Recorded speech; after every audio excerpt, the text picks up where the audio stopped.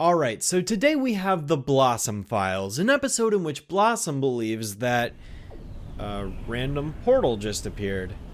Okay, that's a little weird. Well, guess I have nothing better to do than see where it leads, right? I mean, maybe it'll take me to Phantasm Chasm or some shit. Alright, let's see where this goes. Huh, this is strange. What the heck? Am I 3D? Sweet.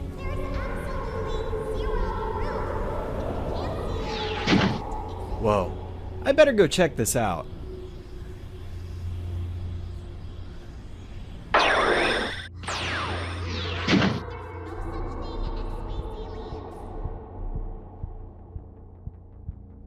This is really weird. What? Welcome to Plot Hole. Oh God. Duh. Psst, check out my Patreon. Hey, you know how plenty of reboot episodes just force one of the characters' names in place of a completely unrelated word in order to have a cheap reference to some other saying or piece of pop culture without the creative writing aspect attached to it? Well, today we've got The Blossom Files, a parody on the classic hit show, The X-Files. What's something from our show that sounds like X? Blossom, of course. Those two are basically one and the same. Genius. Yeah, I guess the reference is a little relevant considering that the show was grounded in the paranormal and supernatural, which is exactly what this episode features. A portal to an alien dimension. Ooh. Yeah, let's just get into this, shall we? What'd you guys think of that nifty little animation there? Personally, I love it, and I've got UnluckyFay and WatermelonBurst to thank for graciously taking the time to create this 3D animation for me. I seriously cannot thank them enough for bringing my character to life in full 3D. This was a really unique idea that Faye had actually originally pitched to me over a year ago, and to see it fully realized here is definitely something that I never could have expected. Once again, major thanks to the two of them. I've got links to their social media down below, and I highly recommend you check both of them out. And there we go. Oh, it's perfect! Alright, so our story begins where we can see Bubbles, Buttercup, and Berry are setting up this weird portal-shaped stack of random household items in the girl's backyard. Blossom, being the scientific skeptic that she is, catches wind of this from inside and goes to inspect what exactly is going on. She ultimately finds it hard to believe that what they're doing is actually going to amount to anything, seeing as, well, they're trying to build a portal out of household items in a way that makes absolutely no sense. Always the quantitative one, she is. You know what else doesn't make sense? The fact that this one stick keeps disappearing and reappearing over and over again from shot to shot. Yeah, so they're using this diagram in Barry's magazine to try and build a space portal to contact aliens from another dimension. It's all very scientific, as he puts it. Blossom is taking the realist approach here in telling them that it's not going to work. In fact, to her, aliens don't exist at all. So it should be stated right off the bat that Blossom is the character we are going to witness events pan out through. She's the main character, it makes sense with the title card, and yeah. There's no such thing as space aliens. You know how I know that? Because there is absolutely zero proof. If you can't see it, it doesn't exist. Hold the fucking phone. You're telling me that Blossom doesn't believe that aliens are real? Okay, so first off, if this reboot considers itself a continuation of the original, which who knows if it does or not, then the girls have already encountered aliens like the Broccoloids, Mascumax, that one from Forced Kin. Blossom's a total liar in this case. Alright, but let's say it's a completely separate series then. How can we judge whether or not Blossom's accusation is believable and grounded in the reality of the world? Well, for starters, the world of the Powerpuff Girls reboot features giant monsters who destroy the city, an evil chimp that lives on top of a volcano, a psychedelic drug-obsessed panda, a woman whose sister is a literal ape, a spoiled rich 6-year-old who managed to hold a birthday party inside of a coliseum, a terrorist computer hacker, a man with the ability to make his beard expand and retract at will, a woman who can transform into a spider, talking dogs, toys that have a conscience, sharks that can breathe on land, the fact that toothaches and pickle chips are both forms of turning people into monsters, a living creature made out of meatloaf, cyborg cheerleaders, sentient insects that have come to life through whimsical means, a questionably intelligent, depending on your definition of the word, society of unicorns, a triangle capable of sustaining life through uranium, animatronics that come alive at night, talking vehicles, the Greek god Poseidon, a giant talking spaghetti squash, Valkyries that spawn from ancient chants, a board game that transports you to another freaking dimension through a portal, and the devil himself. And yet aliens are where you draw the line. Are you kidding me? You'll let all that other trash fly, but aliens? Nah, that's improbable. Those don't exist. I don't know about you, but that's pretty asinine to me. There's absolutely zero proof. Absolutely zero proof. Absolutely zero proof. There's no proof of aliens, you say? I'm hunting a deadly space alien called the Spore. None whatsoever. I should thank you, Blossom. My slugs needed a rich enough nutrient source before they could fully take over. And thanks to you, they got it!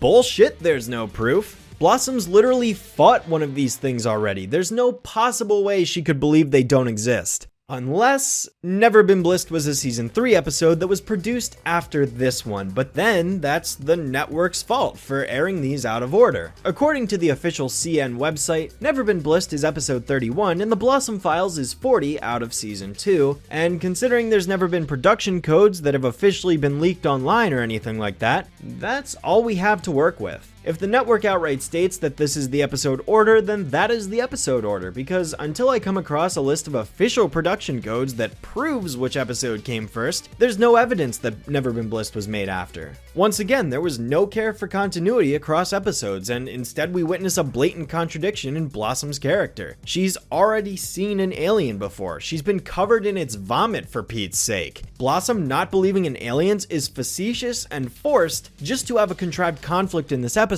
Now, whether it's the fault of the writing team or the network, again, that's up in the air. We don't really have an official confirmation for this, but either way, one of the two is. But hey, who cares, right? Well, after some time has passed, the trio sits down in the backyard and attempts to bring the portal online, to no avail. Despite their giddy excitement, it turns out that the portal just isn't working the way they had planned. That is, until this mysterious figure appears in front of them pretending to invade their planet. It's a clever little prank by none other than Blossom, who was pretending to be an alien in order to make fun of the three of them. Yeah, needless to say, Bubbles, Berry, and Buttercup don't find her actions very amusing and end up giving up for the night and going inside, while Blossom laughs hysterically at their ignorance. Suddenly, it's 3 a.m. and Blossom wakes up to get some strawberry milk from the fridge.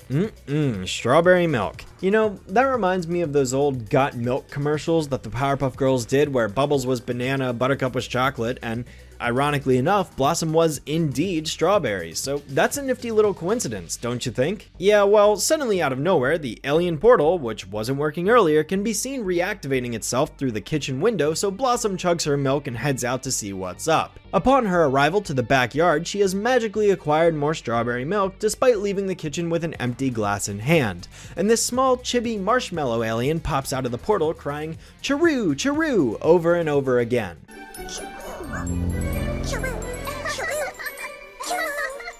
Blossom appropriately names this alien creature Chiroo. Wow, really?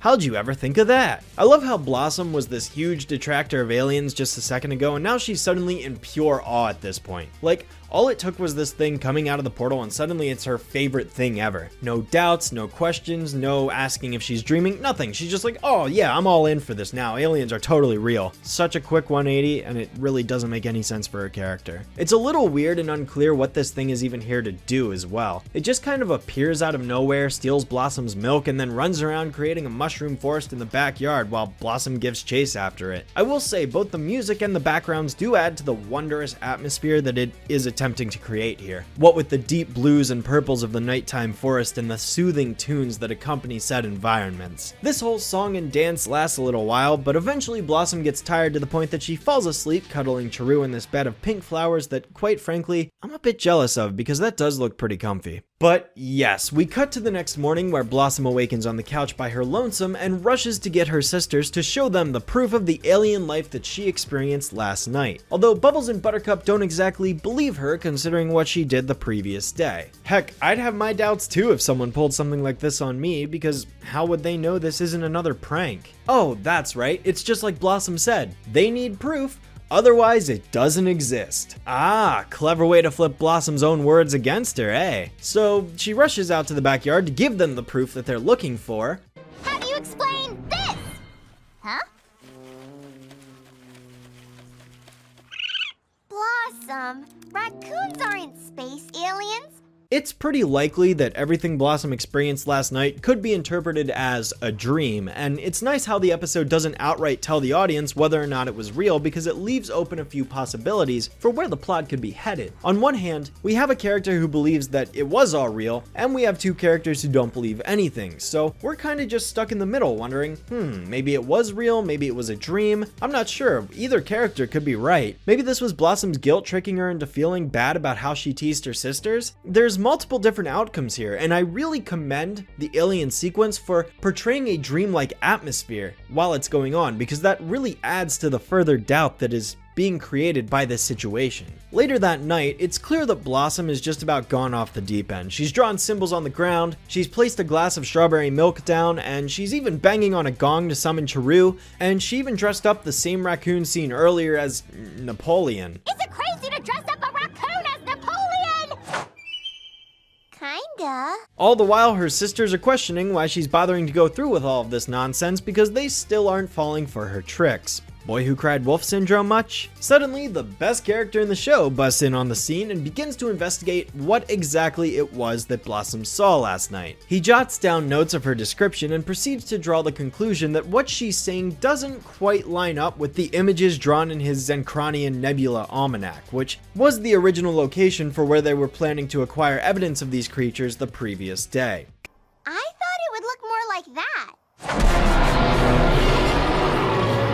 Kinda convenient that there's just this giant green alien monster reaching its tentacles through the portal and grabbing for all four of our main characters, restraining them, and slowly dragging them into the portal where they're assured to meet their demise. Not sure why the portal is only reacting now of all times, and not at any other point, but the episode doesn't give a cause for the effect. It's just like we saw earlier when Blossom was at the fridge. There's no reason why this thing should be opening other than pure coincidence. Like, oh wow, isn't it convenient that the portal is turning on at this exact moment? Kind of another sign of bad writing. Now would also be the perfect time for the girls to try fighting back or using their eye lasers, but nah, that doesn't happen, and instead we just watch them sit there helplessly. You know, like we do every episode. Quite frankly, I think this being the ending where nothing happens and the alien just eats them would have been the best case scenario, but nah, someone has to come in and save the day for the girls because they can't do it themselves, just like Man-Boy last episode or Debonair the one before. I bet you're wondering who it might be this time. Well, considering there's only one other character we've seen in the episode who isn't currently present, I'm sure you can guess that it's none other than Chiru.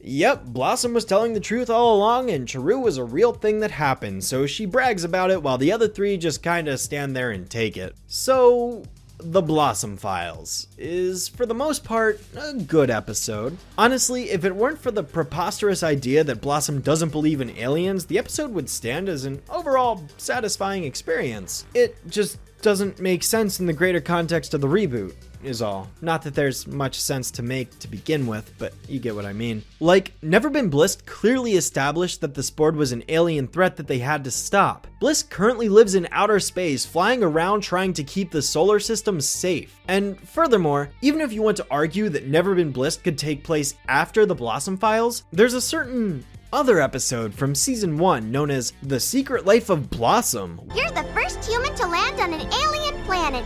I think you're supposed to say over. Where she literally fantasizes about visiting an alien planet and discovering life there. How am I supposed to believe that the character who once believed in the possibility of life somewhere else in the universe is now saying that it doesn't exist because there's no proof, when that's blatantly inconsistent with what's already been established for her character? Sure, maybe it's possible she went out searching many times before and it led to her become sour towards the subject because she was never successful, hence why she's so against the possibility, but we have nothing to bridge these two beliefs together. There's no logical explanation for why her character believes this, and that's a pretty major flaw, all things considered. Like I said, it would stand on its own just fine otherwise. It has a solid 3-act structure, there's no overly unnecessary repetitive running gag, and it wraps up nicely. The dream sequence is easily the best part of the episode, no questions asked. Even if you didn't want to watch anything else, I would at least suggest watching that minute or two. I guess the only other complaint that I'd really make is that it is kinda unfair for Blossom to laugh in their face for making fun of them for believing in aliens, only for her to rub it in their faces when she proves they're real without apologizing. Like, you'd think she'd feel bad for mocking them before, but no, it just ends in her bragging that she was right again despite this being proof that she was wrong the first time. Like I said, aside from that, it's fine in every other category from what I saw. And with that, it looks like there's just one more episode left in season 2 of the reboot. See you guys next time for the final episode of the season, Aliver.